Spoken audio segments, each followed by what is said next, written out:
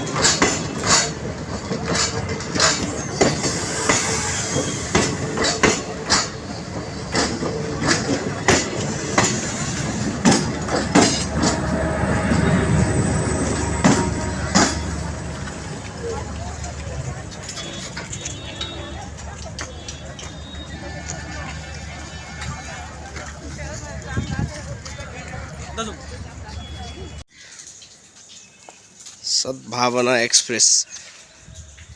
हामी ट्रेनको भित्र जाँदैछौँ ल ओहो के हो यो बस्ने ठाउँ यही हो यो त सामान लाने जस्तो छ यार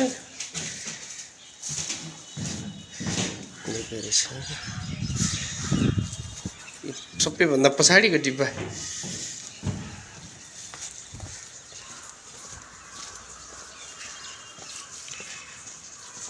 यो त कतिवटा 40वटा डिब्बा भन्दा बढी छ जस्तो यसमा है आँखाले देखिन्जेलसम्म यो अहिले यो पार्किङ गरिरहेको रेल हो यो हामीले चाहिँ यहाँबाट चाहिँ अन्तिम स्टेसन यसको अगाडिको भागसम्म जाउँ भनेको नसकेला जस्तो छ यो आँखाले देखिन्जेलसम्म अझै त्यहाँबाट उता टर्निङमा पनि यसको डब्बाहरू देखिरहेछ भनेपछि रक्सौलदेखि कहाँसम्म भनेर आइरहेछ यसको आनन्द के भन्छ शयनयान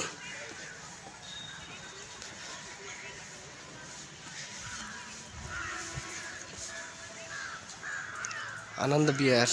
टु रक्सौल